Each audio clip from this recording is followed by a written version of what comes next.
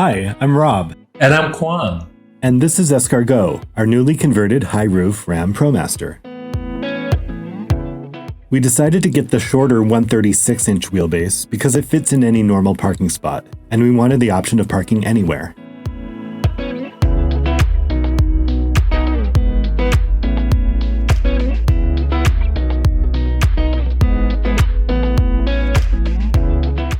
We see Escargot as an adventure van that we'll use mostly for exploring national parks and for training for and racing triathlons. Since we needed to be able to store bikes inside, we lofted the bed above them and set the height so that we wouldn't need to lower our bike saddles.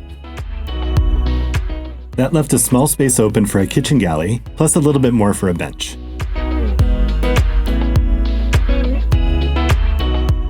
The passenger seat swivels, so we can easily eat meals together or work on our laptops when we set up our Lagoon mount tabletop.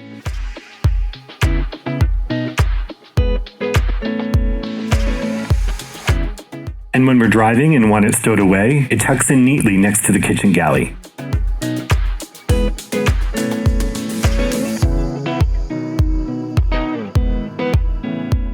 The kitchen galley has a small but deep bar sink,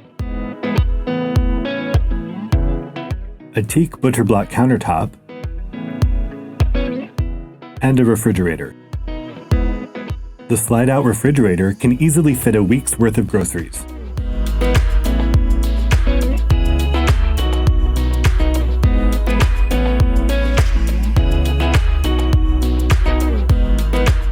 And there's even a generously sized freezer for Quan's frozen berries and my ice cream. Just being honest. We can turn the fridge and water pump on and off with those switches. And that AC outlet is available for powering laptops or appliances like our Instant Pot Mini, which we store in this cabinet back here.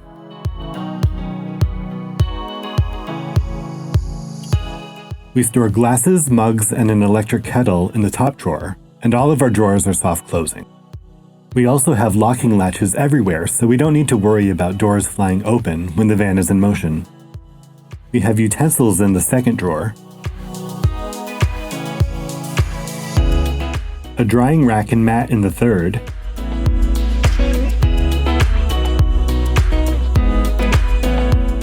and a camping stove in the bottom drawer. The camping stove burns butane. We feel safer dealing with these small canisters of butane rather than a propane tank, but that's just a personal preference.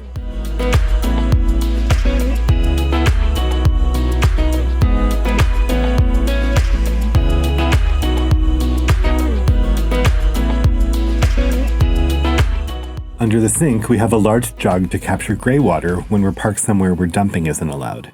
But we also have the option to divert water through an opening in the van floor using this valve.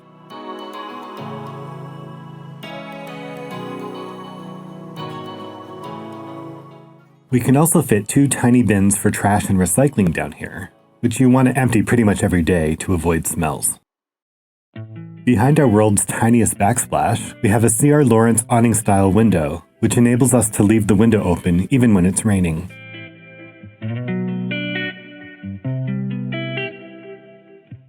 And to increase ventilation, we have a Sirocco 12-volt fan. We have overhead cabinets that extend the length of the whole van.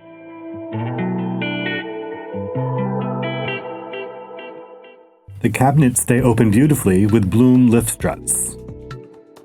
At the front of the van, we store our pots, pans, and dishes. We use spongy shelf liners to prevent rattling when driving. Next, we have the pantry.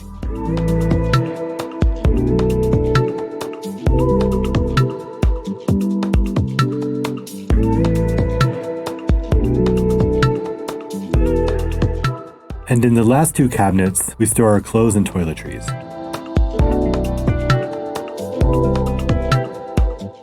We use the overhead compartment to store safety items like a fire extinguisher and various electronic adapters and chargers. It's also where we store our window covers, a must-have in any van to keep the heat out. Ours stay in place with sewn-in magnets. Except for the side window cover, where there's no exposed ferrous material anymore. Here we installed a couple clips that hold the shade in place. bench seat isn't only for sitting.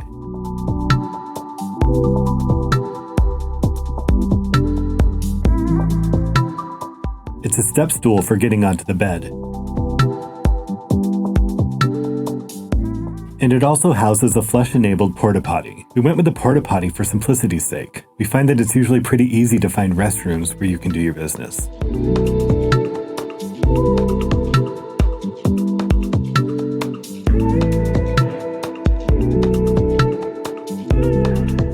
Just behind, we have a place where our cats can do their business. We built a door for taking a litter box in and out, and a smaller opening for our fur babies to climb through. The slider door also serves several purposes. There are inset waterproof storage compartments for sunscreen and bug spray. There's a large upholstered panel to put patches from each of the national parks we visit in the van. And there's another cubby up top for wallets, keys, and phones at night. Think of it as a bedside stand.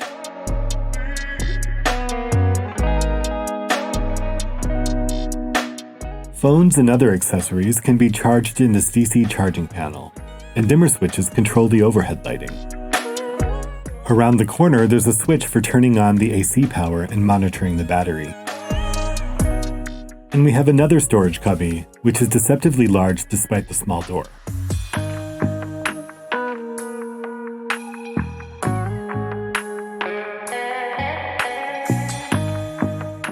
The bed is the width of a queen-sized bed.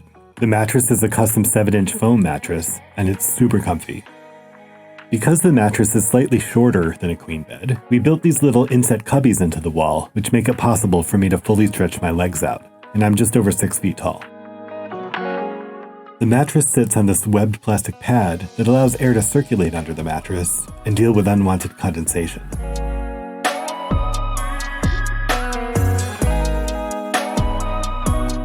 There are 2 reading lights above the bed.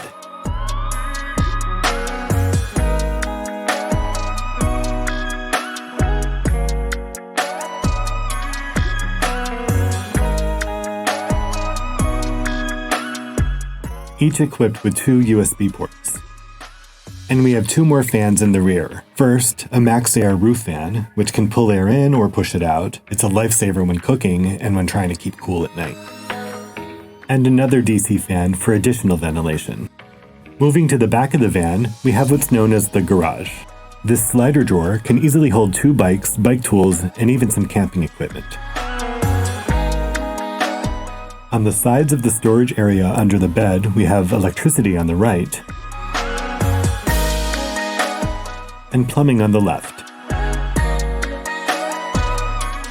We have a battery capacity of 200 amp hours, which can be charged in 3 ways. We have a DC to DC charger that charges the house battery when driving. We have 400 watts of solar panels on the roof that feed into a solar charge controller. And finally, we have a shore power hookup in the back, which we never really plan to use. So far, we haven't been able to discharge our battery below 75% with the solar running. The plumbing system consists of a water pump, accumulator, and a 28-gallon tank that fits over the wheel well. We have an isotherm 4-gallon water heater, which we can heat either by running coolant from the engine to a heat transfer, or just by plugging it into an AC electrical outlet. Now on to the back panel. We have a fill port, a level meter so we know when the tank is getting low, and a shower which mixes the hot and cold lines. We decided to have an outdoor shower only. When the back doors are open, a shower curtain rod extends from one door to the other, and we have a shower curtain tucked away in the back door. To prevent our feet from getting dirty, we have a teak shower mat. We installed 2 strips of L-track back here to store the mat or whatever other gear might need to be tied down.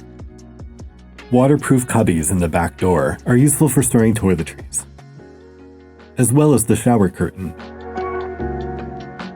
We have a screen in the back which not only keeps bugs out while letting air pass through, but also prevents water from entering the van when showering. So that's Escargot 1.0. If you want to know more about how we built out the van, we detailed the nearly 3-year process on Instagram. Check out and follow us there at Escargot Van. Going into the build, we had next to no knowledge about building, but literally everything you need to know is at your fingertips. You just need some curiosity and willingness to wade through hundreds of hours of tutorials online. It was a lot of work, but now we have a van that's set up perfectly for how we want to use it.